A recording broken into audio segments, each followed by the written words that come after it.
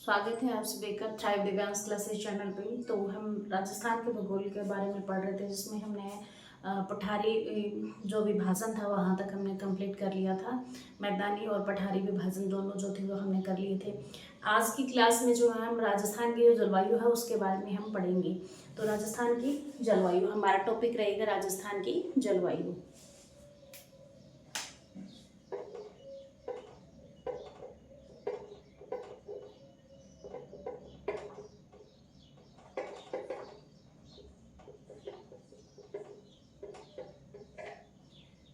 राजस्थान की जलवायु जलवायु पढ़ने से पहले सबसे पहले तो यही कि जो मौसम शब्द है उसकी उत्पत्ति कैसे हुई। मौसम शब्द की उत्पत्ति जो वो मौसम से हुई, मौसम वर्ड है उससे हुई, जो अरबी भाषा का वर्ड है, और जिसका शाब्दिक अर्थ क्या है कि अचानक हवाओं का पलटना।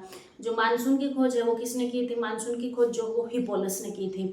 तो जो जलवायु है उसको उसको समझने के लिए उससे संबंधित कुछ वर्ड हैं, जैसे मौसम क्या होता है, ऋतु क्या होती है, जलवायु क्या होता है। तो सबसे पहले हम मौसम की बात कर लेते हैं। मौसम क्या होता है कि कुछ समय की जो सम्मिलित दशाएं होते हैं उनको हम मौसम कहते हैं। ऋतु की अगर हम बात करेंगे तो कुछ माह की, मौसम में क्या होता है कि कुछ समय की, और ऋतुओं में क्या होता है कि कुछ माह की जो सम्मिलित दशाएं होंगी उनको हम क्या कहेंगे? उनको हम ऋतु कहेंगे। जलवायु की अगर हम बात करें तो कुछ वर्षों की बात हो जाती है, जैसे 30+ जो जो होंगी, 30+ की अगर हम बात करेंगे, 30+ ईयर्स की बात करेंगे तो वो क्या हो जाएंगी? वो हमारी जलवायु हो जाएगी। ठीक है। जलवायु में क्या होता है कि कुछ सालों की जो सम्मिलित दशाएं हैं, जैसे कुछ सालों की मतलब यहाँ पे लगातार कैसा मौसम, मतलब कैसी जलवायु रह रही है मतलब कुछ सालों से, तो वो क्या कहलाएंगे? वो जलवायु कहलाएंगे। मौसम कैसा कहलाएगा कि भाई मौसम आज का कैसा मौसम है, तो मतलब ये जो है कुछ समय का समय के ऊपर डिपेंड होता है। और ऋतु की अगर हम बात करें तो जैसे ऋतु भाई 6 महीने सर्दी, 6 महीने गर्मी, ऐसे करके जब आती हैं तो ये कुछ ही महीने की होती हैं। तो इसलिए इनको हम कुछ महीने की सम्मिलित दशाएं बोलते हैं। मौसम को हम कुछ समय की सम्मिलित दशाएं बोलते हैं। जलवायु को हम कुछ ईयर्स की, मतलब जिसमें 30+ ईयर माना जाता है, तो कुछ सालों की सम्मिलित दशाओं को क्या कहा जाता है? जलवायु कहा जाता है। अब जलवायु से संबंधित कुछ शब्दावलियां आती हैं, जैसे कि राजस्थान की जलवायु कैसी है। राजस्थान की जलवायु को अगर हम देखें तो राजस्थान की जलवायु कैसी है? हमारी उपोष्ण शीतोष्ण है, लेकिन नीचे अगर हम जाएंगे बांसवाड़ा और डूंगरपुर वाले एरिया में तो वहाँ पे उष्ण भी पाई जाती है। उष्ण जलवायु भी पाई जाती है। आर्द्रता की बात करें तो आर्द्रता क्या होती है कि हवा जो होती है, जो हवा चल रही होती है उसमें उसके अंदर नमी का मौजूद होना, तो वो क्या कहलाती है? वो आर्द्रता कहलाती है। ओस की अगर हम बात करें तो ओस क्या होती है कि रात के समय क्या होता है कि जो आर्द्रता है, जो जलवाष्प है, उसका पानी की बूंदों के रूप में नीचे गिरना, ठीक है, पानी की बूंदों के रूप में बदलना, ये क्या कहलाता है? ये ओस कहलाता है। धुंध की अगर हम बात करें तो धुंध क्या होती है? जलवाष्प, और जलवाष्प के अंदर ही जो धूल के कण मिल जाए तो वो क्या कहलाता है? वो धुंध कहलाता है। कोहरे की अगर हम बात करें तो कोहरा क्या होता है कि जो जलवाष्प है, जलवाष्प के अंदर जो धूल के कण होते हैं वो भी मिल जाए और धुआं भी मिल जाए, मतलब तीनों चीज मिक्स हो जाए तो वो हमारा क्या कहलाएगा? वो हमारा कोहरा कहलाएगा। तुषारपात यानी पाला पड़ना, वो क्या होता है? जैसे मतलब बर्फ का पड़ना, ठीक है। जैसे ओस की बूंदे हैं, जैसे वो छोटी छोटी करके गिरती है ओस की बूंदे, उनका अगर हम बर्फ के रूप में देखते हैं कि वो बर्फ के रूप में बदल रही है, बर्फ के रूप में पड़ रही है, तो वो क्या कहलाएगा? वो तुषारपात कहलाएगा, यानी पाला पड़ना कहलाएगा। अब राजस्थान में तापमान की अगर हम बात करें तो राजस्थान में तापमान जो है, सबसे पहले तो ये कि तापमान मापते किससे हैं? तापमान जो मापा जाता है वो थर्मामीटर से मापा जाता है। और जो सर्वाधिक जो गर्म जिला है वो कौन सा है? वो चूरू है, सर्वाधिक गर्म जिला भी है। और सर्वाधिक अगर ठंडा जिला की बात करें तो वो भी कौन सा है? वो भी हमारा चूरू है। और सर्वाधिक गर्म महीने की अगर हम बात करेंगे तो वो कौन सा है? जून है। और सर्वाधिक ठंडा महीने की अगर हम बात करेंगे तो वो कौन सा है? वो हमारा जनवरी है। और सर्वाधिक गर्म स्थान कौन सा है हमारा? तो ये चीजें मतलब अगर मैं बोर्ड पे आपको लिख लिख के करवाऊंगी तो इसमें मैं टाइम थोड़ा ज़्यादा लग जाएगा। मैं तो आपको बोल के बता रही हूँ, तो आई थिंक ये समझ में आ जाएगा आपको। तो सर्वाधिक जो गर्म स्थान है गर्म स्थान की अगर हम बात करें तो ये फ्लोदी जो है वो सर्वाधिक गर्म स्थान के अंदर आता है। ठंडा स्थान की अगर हम बात करें, सर्वाधिक ठंडा स्थान माउंट आबू है वो क्या है, सर्वाधिक ठंडा स्थान है। औसत वार्षिक तापमान की बात करें तो कितना होता है, औसत वार्षिक तापमान लगभग 38 डिग्री सेल्सियस जो हमारा औसत वार्षिक तापमान होता है। और सर्वाधिक वार्षिक तापांतर की बात करें तो सर्वाधिक वार्षिक तापांतर किसका होता है, वो होता है हमारे चूरू का। और ये सर्वाधिक वार्षिक तापांतर होता है। और सबसे कम जो वार्षिक तापांतर होता है वो किसका होता है, वो होता है डूंगरपुर का, सबसे कम। ठीक है, सर्वाधिक वार्षिक तापांतर किसका होता है, चूरू का। और सर्वाधिक जो कम वार्षिक तापांतर होता है वो किसका होता है, वो हमारा डूंगरपुर का होता है। और सर्वाधिक दैनिक तापांतर की अगर बात करें तो वो कहाँ का मिलता है ज्यादा, वो मिलता है हमारा जैसलमेर का।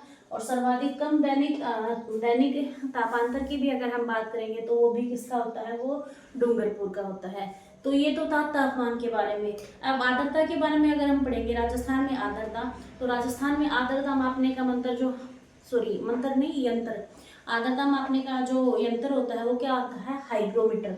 ठीक है, हाइग्रोमीटर, हाइग्रोमीटर, हाइग्रोमीटर से जो है आर्द्रता मापी जाती है भाई। ठीक है, आर्द्रता मापी जाती है हाइग्रोमीटर से। और सर्वाधिक आर्द्र जिला की अगर हम बात करें तो सर्वाधिक आर्द्र जिला कौन सा है, झालावाड़ है, क्योंकि झालावाड़ में बारिश ज्यादा होती है इसलिए उसको सर्वाधिक आर्द्र भी मानते हैं। न्यूनतम आर्द्र जिला कौन सा है, फ्लोदी या जैसलमेर को बोलते हैं न्यूनतम आर्द्र जिला। ठीक है, सर्वाधिक आर्द्र स्थान की अगर हम बात करेंगे तो वो माउंट आबू हो जाएगा। और न्यूनतम जो आर्द्र स्थान है वो कौन सा है, हमारा फ्लोदी है। सर्वाधिक आर्द्र महीना कौन सा माना जाता है, अगस्त माना जाता है। और न्यूनतम आर्द्र महीना जो है वो कौन सा माना जाता है, वो हमारा माना जाता है अप्रैल। शीतकाल में सर्वाधिक आर्द्र जिला जो है वो कौन सा है, श्रीगंगानगर। शीतकाल में जो शीतकाल होती है उस टाइम पर सर्वाधिक जो आर्द्र जिला होता है वो कौन सा होता है, वो गंगा नगर होता है। सर्वाधिक आर्द्र संभाग की अगर हम बात करें तो वो कौन सा है, कोटा है, क्योंकि यहाँ पे नदियां ज्यादा है इस वजह से कोटा संभाग जो है वो क्या है, सर्वाधिक आर्द्र वाला जिला है। न्यूनतम आर्द्र संभाग की अगर हम बात करें तो जोधपुर संभाग ऐसा है जो न्यूनतम आर्द्र संभाग है। और सर्वाधिक आर्द्रता जो समय होता है वो कब होता है, वो सुबह 5 बजे का होता है। न्यूनतम जो आर्द्रता समय होता है वो दोपहर 3 बजे के होता है। तो ये तो थे राजस्थान की आर्द्रता के बारे में। अब हम राजस्थान के जलवायु प्रदेशों के बारे में बात करते हैं। तो राजस्थान के जो जलवायु प्रदेश है उनको लगभग 5 भागों में बांटा गया है, नॉर्मली 5 भागों में बांटा गया है। कोपेन, ट्रिवार्था और थोनवेट के जो विभाजन है, वर्गीकरण है, उनको छोड़ के जो नॉर्मली जो राजस्थान का जो विभाजन है उनको हम 5 भागों में देखते हैं।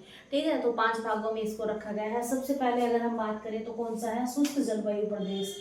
ठीक है, शुष्क जलवायु प्रदेश।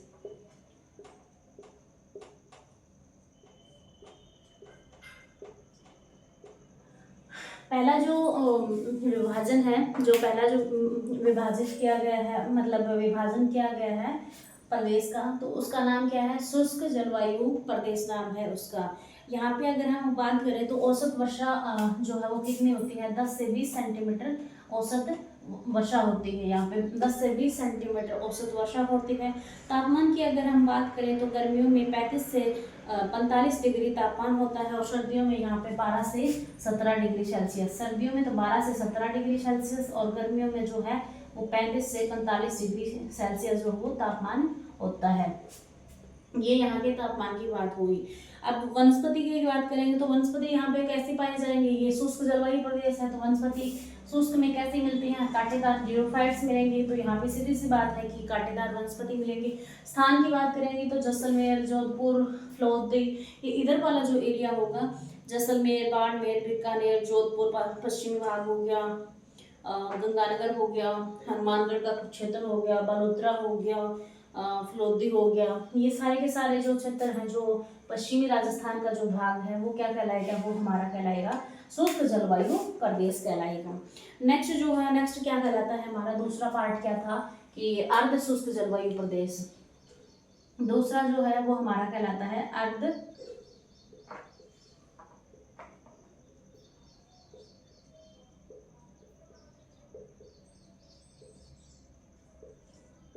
दूसरा भाग हमारा क्या कहलाता है, अर्धशुष्क जलवायु प्रदेश कहलाता है। तो अर्धशुष्क जलवायु प्रदेश की अगर हम बात करेंगे तो अर्धशुष्क जलवायु प्रदेश में औसत वार्षिक वर्षा कितनी होगी, यहाँ से 10 से 20 हो रही थी, यहाँ से 20 से 40 सेंटीमीटर वर्षा जो है यहाँ पे होती है। तापमान की अगर हम बात करें तो यहाँ पे गर्मियों में कितना होगा, 32 से 36 डिग्री तापमान होगा, और सर्दियों में कितना होगा, सर्दियों में 10 से 17 डिग्री सेल्सियस यहाँ पे जो है सर्दियों में तापमान होगा। और वनस्पति की अगर हम बात करें तो यहाँ पे भी कांटेदार वनस्पतियाँ पाई जाएंगी, झाड़ियाँ मिलेंगी आपको, घास की अधिकता मिलेगी। और एरिया की अगर हम बात करें तो सीकर हो गया, चूरू हो गया, झुंझुनू हो गया, और हनुमानगढ़ हो गया, जोधपुर हो गया, नागौर हो गया, डीडवाड़ा, कुचामन हो गया आदि। ये जो है एरिया, ये वाला एरिया है, ये सारा का सारा क्या है, ये अर्धशुष्क जलवायु प्रदेश के अंदर आता है। तो नेक्स्ट बात करें हम, ये हमने दो प्रदेशों के बारे में पढ़ा। नेक्स्ट आता है हमारा थर्ड जो है वो है हमारा उप आर्द्र जलवायु प्रदेश। थर्ड कौन सा है हमारा, उप आर्द्र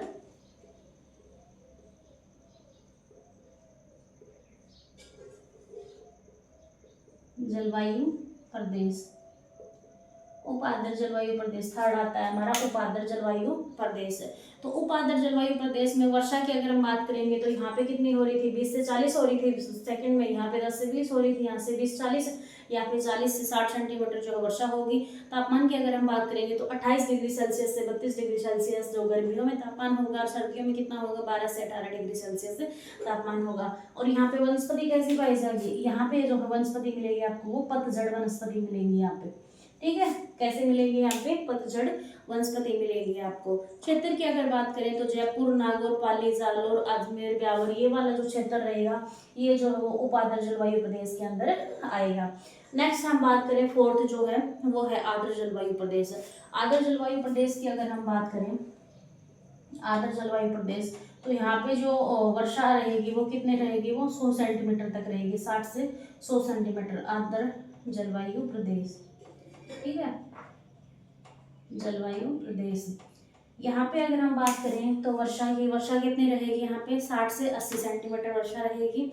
और तापमान की अगर हम बात करें तो तापमान 32 से 36 डिग्री सेल्सियस जो है गर्मियों में तापमान रहेगा। सर्दियों में बात करेंगे तो सर्दियों में कितना रहेगा, यहाँ पे 10 से 17 डिग्री सेल्सियस जो है यहाँ पे सर्दियों में तापमान रहेगा। यहाँ पे वनस्पति कैसे पाई जाएगी, तो यहाँ पे वनस्पति जो वो सघन पाई जाएगी, सघन मिश्रित पतझड़ वन पाए जाएंगे। क्षेत्र की बात करेंगे तो इधर जो डांगवाड़ा क्षेत्र है, भरतपुर, धौलपुर, सवाई माधोपुर, करौली, टोंक, अलवर, राजसमंद, उदयपुर, चित्तौड़गढ़, कोटा, बूंदी, ये जो इधर ये वाला जो एरिया है इस साइड से ऐसे, ये जो है किस में आएगा, आर्द्र जलवायु प्रदेश के अंदर आएगा। नेक्स्ट लास्ट पार्ट होता है हमारा अति आर्द्र जलवायु प्रदेश, जिसमें औसत वर्षा जो है वो क्या है हमारा 80 से 120 सेंटीमीटर जो है इसमें औसत वार्षिक वर्षा होती है। तापमान की बात करें तो 30 से 38 डिग्री सेल्सियस जो है गर्मियों में तापमान होता है, और सर्दियों की अगर हम बात करें तो 12 से 18 डिग्री सेल्सियस जो है तापमान रहता है। क्षेत्र की अगर हम बात करें तो झालावाड़ हो गया, झालावाड़ के अलावा माउंट आबू जो सिरोही में है वो हो गया, और डूंगरपुर हो गया, बांसवाड़ा हो गया, ये जो एरिया है ये हमारा क्या कहलाता है, अति जलवायु प्रदेश क्षेत्र कहलाता है। अगर हम राजस्थान में डायग्राम की बात करेंगे तो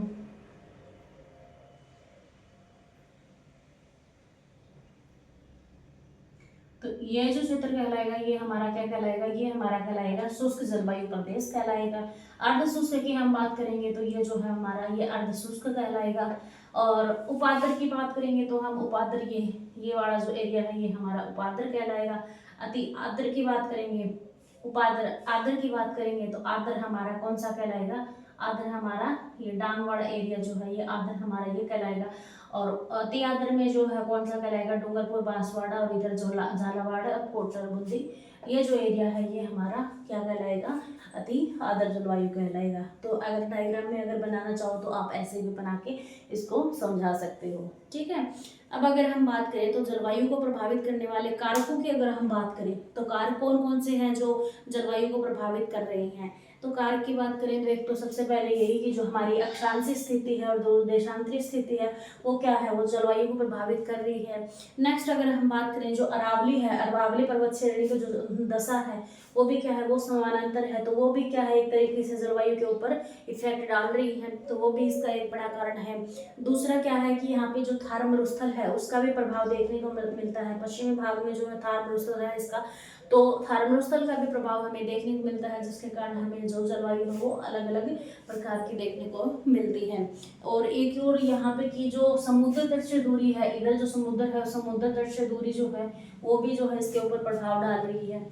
समुद्र तट से बंगाल की खाड़ी से अगर दूरी की बात करेंगे तो बंगाल की खाड़ी से दूरी इसकी 2900 किलोमीटर रहेगी और अरब सागर से इसके लगभग 400 किलोमीटर दूरी रहेगी। खंबात की खाड़ी से इसकी 275 किलोमीटर रहेगी और जो कच्छ की खाड़ी है उससे 225 किलोमीटर रहेगी। तो ये दूरियां भी जो है ये भी मायने रखती हैं, ये भी प्रभावित करती हैं जलवायु को।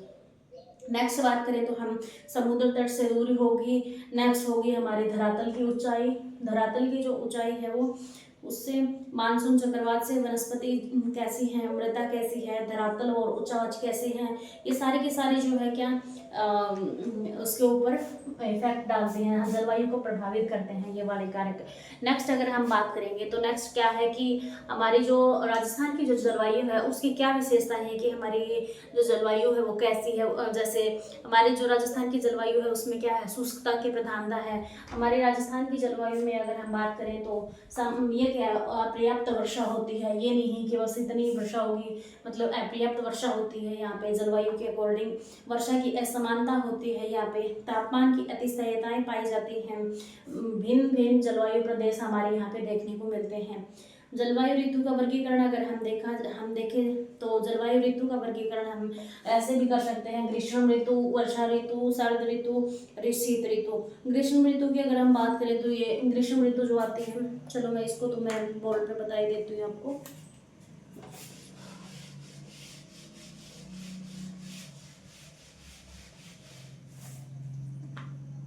जलवायु ऋतु का वर्गीकरण,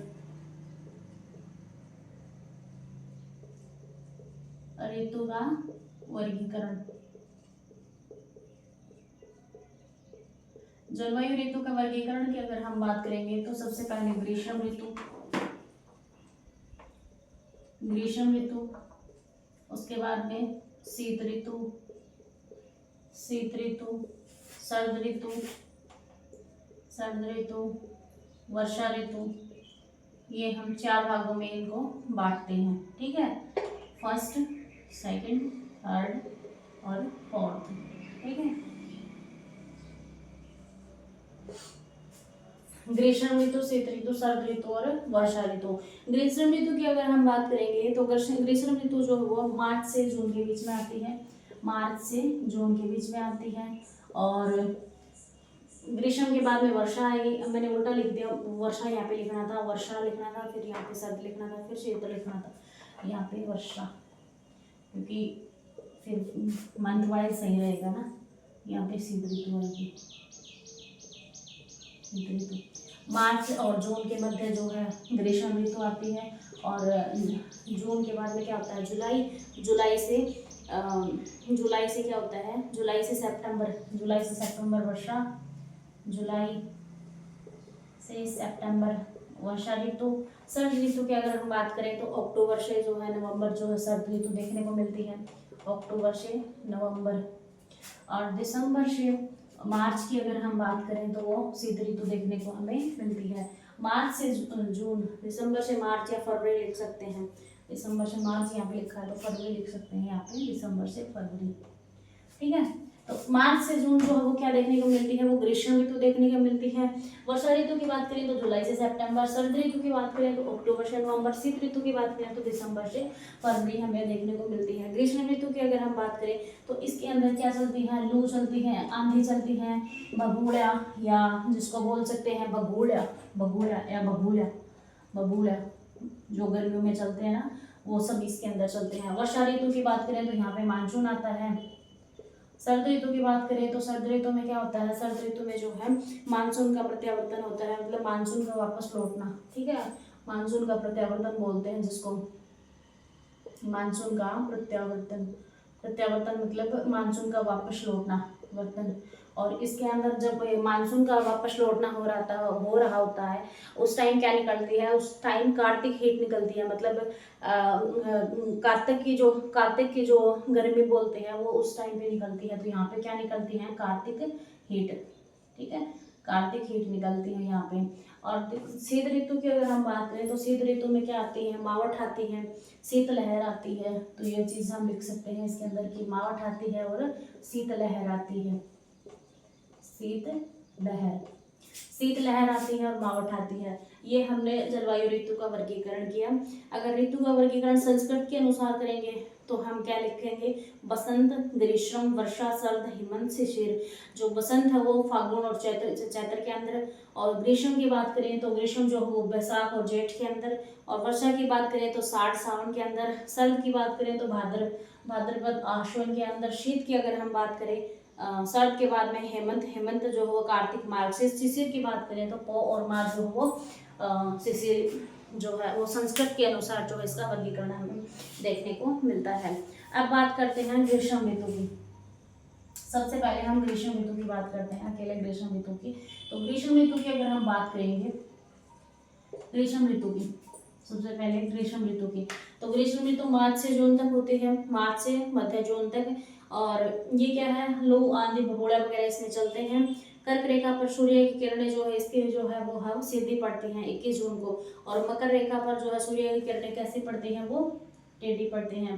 अगर सीधी पड़ेंगी तो कब पड़ेंगी, वो 22 दिसंबर को पड़ेंगी, 22 दिसंबर को पड़ेंगी मकर रेखा पर। और कर्क रेखा पर जो है सूर्य की किरणें सीधी पड़ेंगी वो 21 जून को पड़ेंगी। विषुवत रेखा पर सूर्य की किरणें जो है सीधी पड़ेंगी वो कब पड़ेंगी, 21 मार्च और 23 सितंबर को, 21 मार्च और 23 सितंबर को जो वो सीधी पड़ेंगी। ठीक है। अब हम बात करें कि राजस्थान में जो संवहनीय पवनों से उत्पन्न जो छोटे छोटे जो चक्रवात होते हैं, जिसको भगोड़ा बोलते हैं, भंवर बोलते हैं या भगोड़ा बोलते हैं, वो क्या है, वो यहाँ पे चलते हैं। ठीक है, ये हमने बता दिया आपको, यहाँ पे भगोड़े चलते हैं। और यहाँ पे जो लू बोलते हैं, ये लू जो बोलते हैं, या आंधी आती है या लू आती है, इनकी रफ्तार की अगर हम बात करें तो रफ्तार कितनी होती है इनकी, 120 किलोमीटर की स्पीड से ये चलती हैं। ठीक है, 120 की स्पीड से, जो कैसी होती हैं, जो धूल भरी होती हैं, उसको हम धूल भरी आंधियाँ भी बोल सकते हैं। नेक्स्ट अगर हम बात करें तो राजस्थान में जो सर्वाधिक आंधियाँ हैं वो कहाँ पे चलती हैं, तो श्रीगंगानगर में जो है सर्वाधिक आंधियाँ चलती हैं। कितने दिन चलती हैं, 27 दिन, 27 दिन सबसे ज़्यादा गंगानगर में, गंगानगर 27 दिन चलती हैं सबसे ज़्यादा दिन। और सबसे कम अगर हम बात करेंगे तो झालावाड़ होगा, जिसमें 2 दिन चलती हैं। जैसलमेर की अगर हम बात करें तो जैसलमेर में 16 दिन चलती हैं, बाड़मेर बालोतरा में 13 दिन, जोधपुर फलोदी में 9 दिन, जयपुर में 6 दिन, कोटा में 5 दिन, अजमेर ब्यावर में 3 दिन, और सबसे कम जो है झालावाड़ में 2 दिन ही चलती हैं। अगर हम बात करें तो इसके जो डायरेक्शन रहती है वो डायरेक्शन कैसे रहती है, जैसे ये उत्तर है, ये पश्चिम है, ये पूर्व है, ये दक्षिण है, तो इसकी डायरेक्शन ये रहती है भाई हमेशा। ठीक है, ये ढलान रहेगा इसका, ये डायरेक्शन रहेगी इनकी। अब राज्य में जो चलने वाली जो हवाएं हैं उनके बारे में अगर हम बात करेंगे तो राज्य में चलने वाली हवाएं कौन कौन सी हैं, एक तो होगी हमारी पूर्वैया जो पूर्व दिशा की ओर से आती है, एक होगी पछुआ जो पश्चिम दिशा से आने वाली है, जिसको क्या बोलते हैं, अथोड़ी भी बोलते हैं, एक सीढ़ी होगी जो पो माह में चलती है, एक तवा जो जेठ माह में चलती है, झाला जो वाष्प कणों के साथ में चलती है, झाला, झाला मतलब जो वाष्प से भरी हुई होती है, वाष्प कणों के साथ में चलती है झाड़ा। धराऊ की अगर हम बात करें तो उत्तर दिशा से चलने वाले धराऊ, लंकाऊ दक्षिण दिशा से चलने वाली लंकाऊ, और अरडाऊ की बात करें तो भयंकर आवाज के साथ जो है आती है वो क्या कहलाती है, वो अरडाऊ कहलाती है। तो अगर हम इनकी बात करें तो डायग्राम बना के आपको अच्छे से समझ में आ जाएगा। यहाँ पे बना देती हूँ डायग्राम, जैसे ऊपर से आती है, इधर से आती है, इधर से आती है, इधर से आती है, ये क्या होती है, ये पूर्वैया, पूर्वैया पूर्वा, ये कौन सी होती है, पछुआ या आथुणी, ये बोलते हैं आथुणी, ये उत्तरार्ध, उत्तरार्ध या उत्तराऊ, उत्तराऊ, ये लंकाऊ, ये लंकाऊ होती है। और ये जो ऐसे चलती हैं इनका भी नाम होता है भाई संजेरी वगैरह, इस डायरेक्शन में भी आती है, एक इस डायरेक्शन से भी आती है। तो आपको सभी के नाम याद हो जाएंगे। देखो ऊपर से जो आती है ये कौन सी होती है, ये उत्तराऊ या उत्तरार्ध बोलते हैं। जो नीचे से आती है ये लंकाऊ होती है। ये जो इधर से आती है ये पछुआ या आथोनी होती है, जो पश्चिम दिशा से आती है। जो पूर्व की दिशा से आती है वो पूर्वीय या क्या बोलते हैं, जिसको पूर्वा भी बोलते हैं। जो ऊपर से आती है इधर उत्तर पूर्व से, तो ये क्या होती है, ये सूर्या, ठीक है, ये सूर्या होती है। ये जो नीचे से आती है ये क्या होती है, ये चील होती है। और ये जो इधर से आती है दक्षिण सॉरी उत्तर पश्चिम से आती है ये संजेरी होती है। और ये होती है हमारी संजेरी जो उत्तर पश्चिम से आती है। और ये जो होती है नीचे से दक्षिण पश्चिम से आती है ये कौन सी होती है, ये समुद्री या समुद्री, ये समुद्री, ठीक है। तो इनके सभी के नाम याद रख लेना। ये समुद्री होती है, ये चील होती है, ये सूर्या, ये संजेरी, ये उत्तरार्ध, ये लंकाऊ, ये पूर्वैया, ये पछुआ। इन सभी के नाम याद रख लेना। नेक्स्ट बात करते हैं हम वर्षा ग्रीष्म ऋतु पढ़ लिया था। ग्रीष्म ऋतु के बाद में हम शीत ऋतु की बात करते हैं। तो शीत ऋतु की अगर हम बात करें तो शीत ऋतु जो है वो दिसंबर से फरवरी, सॉरी शीत ऋतु की अगर हम बात करें तो अक्टूबर से, मतलब जिसके अंदर दोनों को मिला के पढ़ते हैं। शीत ऋतु के अंदर हम शरद ऋतु को और शीत ऋतु दोनों को मिला के पढ़ते हैं, जिससे अक्टूबर से फरवरी तक हम पढ़ते हैं, जिसमें शरद भी आ जाती है और शीत ऋतु भी आ जाती है, जिसमें मानसून का प्रत्यावर्तन भी होता है, यानी वापस लौटना मानसून का, और कार्तिक हीट भी निकलती है, ठीक है। और शीतकाल में जो वर्षा होती है वो क्या होती है, वो मावट होती है, जो गोल्डन ड्रॉप्स कहलाती है, जो रबी फसल के लिए क्या होती है, लाभदायक होती है। और ये कैसे आती है, जो भूमध्य सागर है वहाँ से ये पश्चिमी विक्षोभ के कारण उठ के आती है, उसके द्वारा आती है ये। राजस्थान में सबसे जो ठंडा स्थान है वो कौन सा है, वो माउंट आबू है, जो राजस्थान का बर्फुयास्क कहलाता है। और सबसे ठंडा महीना की बात करें तो वो है जनवरी। और सबसे ठंडा जिला की अगर हम बात करें तो वो कौन सा है, हमारा चूरू है। राजस्थान में वर्षा ऋतु में मानसून की अगर हम बात करें तो उस समय जो है वर्षा ऋतु का वो समय होता है हमारा जुलाई और सितंबर के बीच में, ठीक है, जुलाई और सितंबर के बीच में। लेकिन अधिकांश वर्षा जो है वो इस टाइम पे होती है, जुलाई और सितंबर के बीच में। लेकिन समय जो माना जाता है वो मध्य जून और सितंबर के बीच माना जाता है। राजस्थान में जो मानसून होते हैं वो दो दिशाओं से होती है, एक तो उत्तरी पूर्वी मानसून, एक होता है दक्षिण पश्चिमी मानसून। जो उत्तरी पूर्वी मानसून होता है उससे हमारी 10% ही, ये मैं अलग से लिख ही देती हूँ, आपको समझ में आ जाएगा।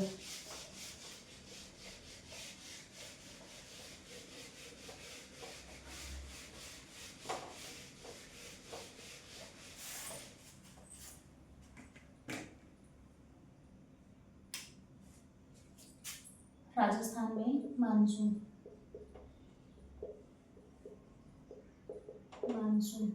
मानसून की अगर हम बात करें तो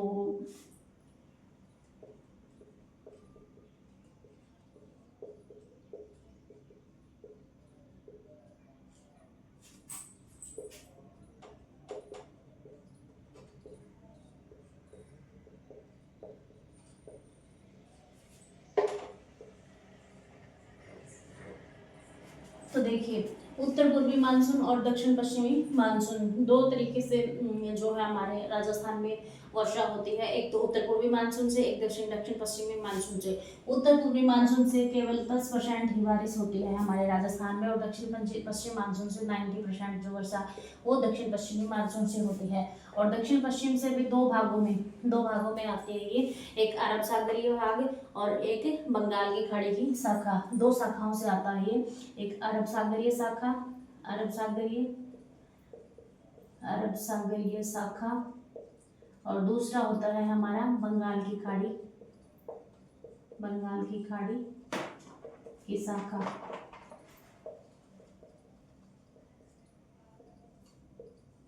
इन दोनों से होता है, जिसमें अगर हम बात करें तो अरब सागर जो शाखा है उससे 10 या 15% ही वर्षा होती है, 10 से 15% ही वर्षा होती है। और बाकी जो 80 से 85% बारिश है वो किससे होती है, वो होती है हमारी बंगाल की खाड़ी शाखा से होती है, ठीक है। तो ये हमने समझा। अगर हम बात करें हाँ, दक्षिण पश्चिमी मानसून की, दक्षिण पश्चिमी मानसून की अगर हम बात करें तो सबसे पहले अरब सागरीय शाखा की और हाँ, बंगाल की खाड़ी की शाखा की। तो अरब सागरीय शाखा से 10 से 15% वर्षा होगी। और क्या होता है कि अरब सागरीय शाखा जो है वो राजस्थान में सबसे पहले प्रवेश करती है, राजस्थान में सबसे पहले प्रवेश करती है। ठीक है, राजस्थान में सबसे पहले प्रवेश करने वाली शाखा कौन सी है? अरब सागरीय शाखा है, जो अरावली के समानांतर होने के कारण क्या होते हैं, ये कम वर्षा कराती है। अरावली के समानांतर होकर ये सीधा आगे निकल जाते हैं, इस वजह से ये कम वर्षा कराती है। नंबर 2 है बंगाल की खाड़ी की शाखा। बंगाल की खाड़ी की शाखा की अगर हम बात करें तो ये 85 से 80 से 85 80 से 90% मान लो आप, 80 से 90% या 85 से 90%। ठीक है, ये 85 से 90% मान लो, ये इतनी वर्षा जो है कराती है। बंगाल की खाड़ी की शाखा जो है वो क्या है, राजस्थान में सबसे ज्यादा वर्षा कराती है। और ये पूर्वैया या मतलब ये पूर्वैया या पूर्वा के नाम से जानी जाती है। ये ऐसे आती है घूम के, यानी ये पहले बंगाल की खाड़ी से उठ के ऐसे ऊपर जाएगी, फिर ऊपर से वापस होके ये ऐसे आएगी, तो ये पूर्वा के नाम से जानी जाती है। ठीक है, और ये झालावाड़ से प्रवेश करते हुए हमारे राजस्थान में प्रवेश करेगी। तो सबसे ज्यादा वर्षा कौन सी शाखा कराती है? वो करवाती है हमारी बंगाल की खाड़ी की शाखा। अगर हम बात करें राजस्थान में वर्षा की मात्रा किस दिशा में बढ़ती है, तो वर्षा की मात्रा जो है वो उत्तर पश्चिम से लेकर उत्तर पश्चिम से लेके और दक्षिण पूर्व की ओर। ठीक है, उत्तर पश्चिम से लेके दक्षिण पूर्व की ओर जो है मात्रा बढ़ती है।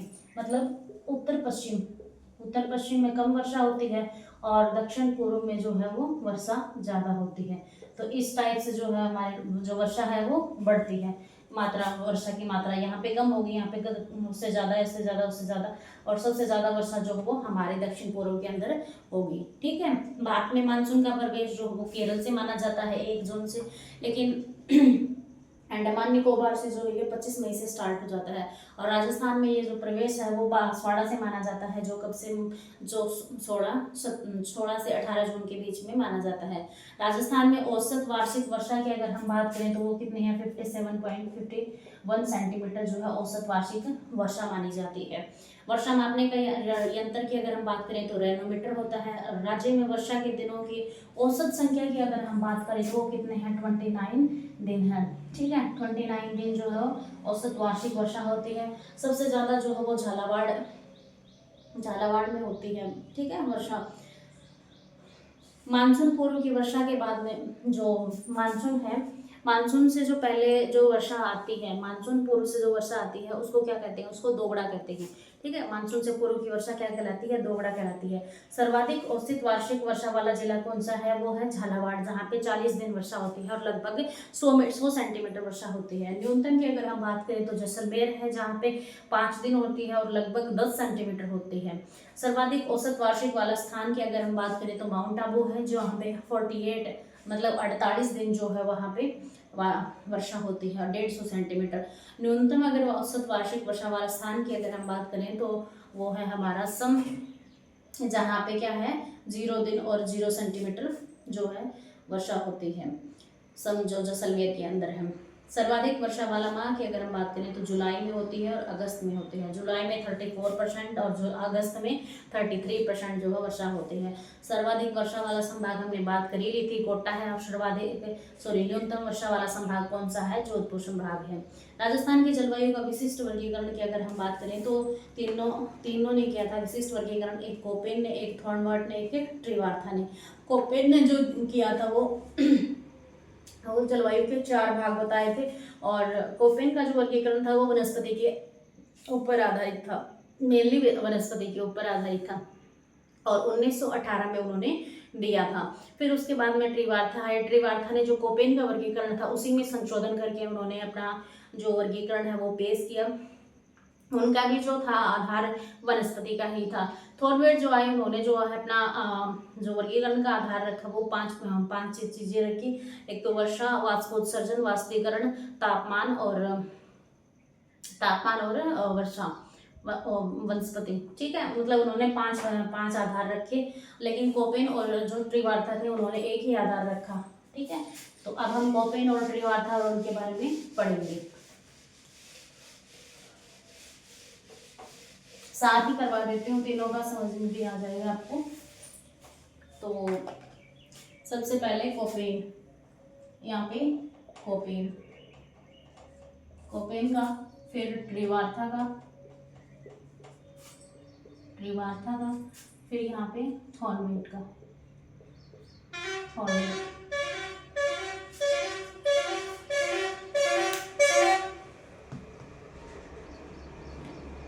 इन्होंने जलवायु के कितने भाग दिए? कोपेन ने जलवायु के 4 भाग बताए, ठीक है, जलवायु के 4 भाग बताए। इन्होंने भी 4 भाग बताए और इन्होंने भी 4 भाग बताए। इनकी अगर हम बात करें तो इन्होंने 1918 में दिया था।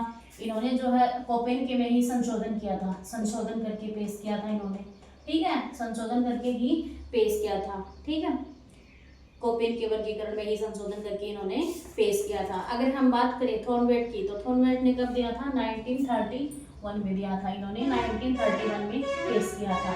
अगर हम बात करें कोपेन की, तो कोपेन जो है उन्होंने जो आधार रखा तापमान, वर्षा और वनस्पति, मेनली अगर हम बोल सकते हैं वनस्पति, तो ये लिख सकते हैं तापमान, वर्षा, तापमान, वर्षा व वनस्पति, वनस्पति के आधार पर मेनली इनका फोकस रहेगा, वो वनस्पति रहेगा, और इनका जो आधार था वो वनस्पति ही था, वनस्पति के आधार पर। और इनका जो फोकस था वो 5 चीजों पे था। 5 चीजें कौन कौन सी थी? 5 चीजें थी हमारी, एक तो वर्षा हो गई, वाष्पोत्सर्जन हो गया, वाष्पीकरण हो गया, तापमान हो गया और वनस्पति हो गया, ठीक है। तो इनकी थी वर्षा, तापमान, वनस्पति, वाष्पोत्सर्जन, वाष्पोत्सर्जन, वाष्पीकरण।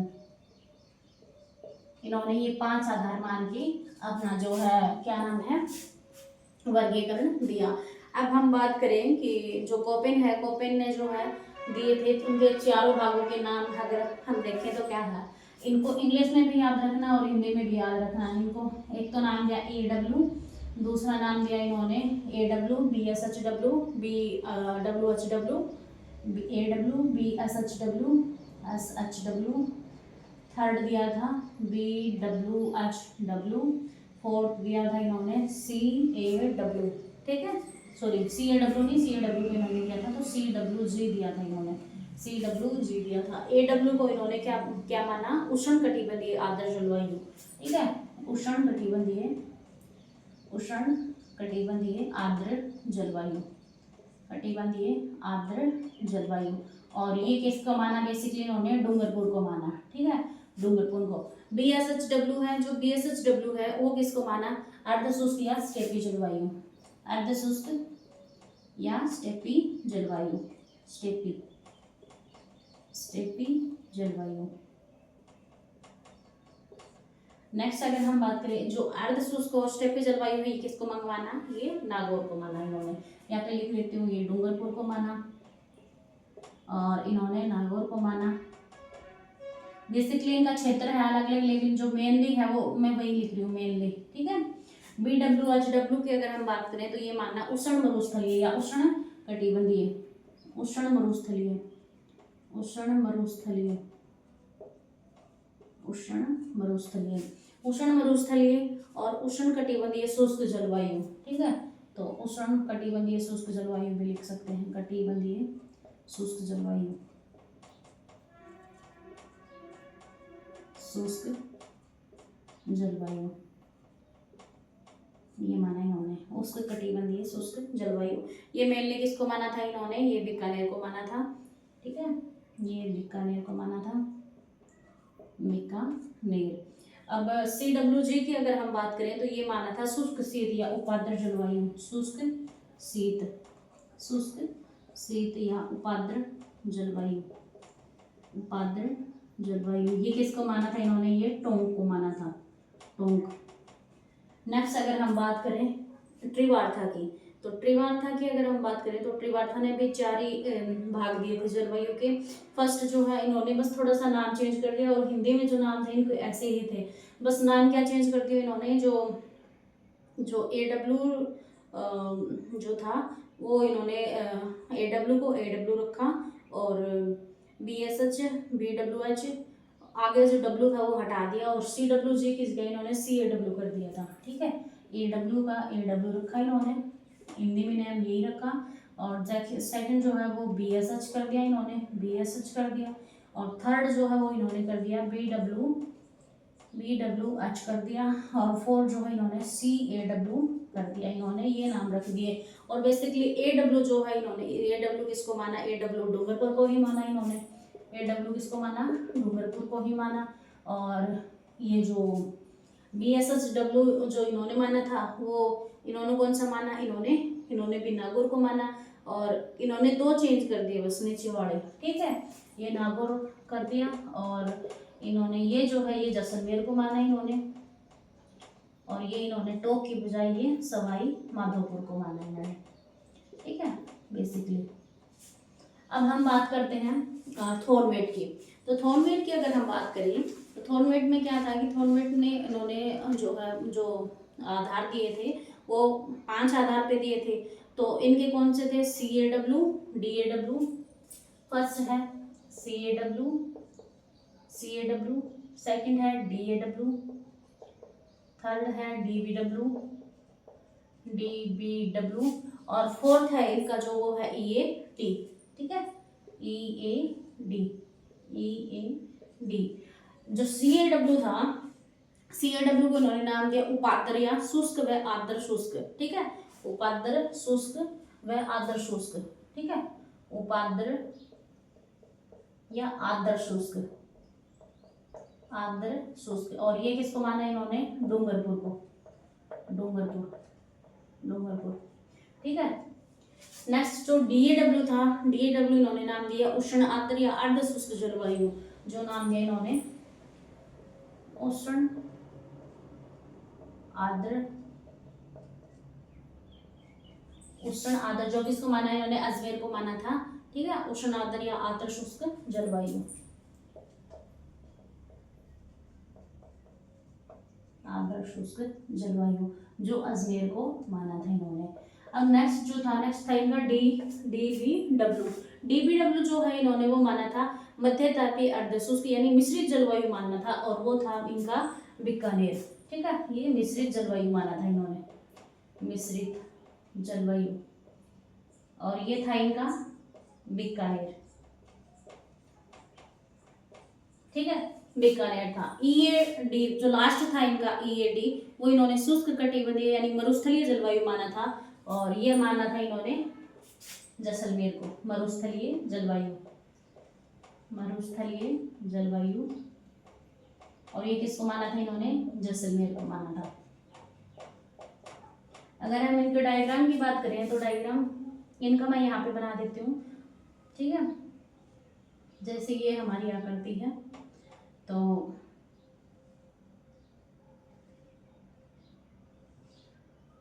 सबसे पहले हमारा कौन सा आएगा, EAD। ठीक है, ये आ गया हमारा EAD आ गया, फिर हमारा आ गया CAW हो गया, फिर हमारा हो गया DAW अजमेर, DAW और DBW। ये तो था इसका वर्गीकरण थॉर्नमेट का, ये आपको दिखाई दे रहा होगा नीचे। इसका अगर हम बात करें तो इसका जो डायग्राम था वो डायग्राम कुछ ऐसा था कि AW नीचे जो है डूंगरपुर, BSH नागौर, पहले CAW, फिर BSH, फिर BWHW, ये था इनका। और इनकी अगर हम बात करें तो इनका कैसा वर्गीकरण था, इनका वर्गीकरण था नीचे AW, CWG, ये और ये यहाँ पे कहाँ गया, डूंगरपुर, बीकानेर, ये रहा BWHW, और ये था हमारा BSHW, ये ऐसे था। ये डायग्राम हो गया इनका। ठीक है, तो ये आई थिंक ये सबको समझ में आ गया होगा, ये बड़ा तीनों का एक साथ करवा दिया है ताकि आपको अच्छे से समझ में आ जाए। तीनों का मतलब कितने भाग दिए तीनों ने, कब दिया था, इन्होंने 1918 में दिया था, और ट्रिवार्था ने जो है जो कोपेन का ही वर्गीकरण था उसी में संशोधन करके जो है इसको दिया था, और थॉर्नवेट ने जो है ये 1931 में दिया था। सभी का आधार अगर हम बात करें तो तापमान, वर्षा और वनस्पति था। जो कोपेन था बेसिकली अगर हम माने तो वनस्पति आधार मानते हैं, और जो ट्रिवार्था है उनका वनस्पति माना जाता है। इनका जो है थॉर्नवेट का इनका 5 आधार माना जाता है। तो पांचों जो है आराम से, मतलब मैंने तीनों जो है आराम से करवा दी हैं ऐसे कंपेयर करके, तो आपको अच्छे से समझ में आ जाएंगे। राजस्थान में जैसे पड़ने वाले प्रमुख कुछ अकाल हैं उनको हम अलग अलग जानते हैं। जैसे अन अकाल, अन आप सभी को ही पता है कि मतलब जैसे कृषि उपज का न होना, जल अकाल जैसे जल का अभाव होना, तृण काल जैसे घास और चारे का अकाल होना, ठीक है।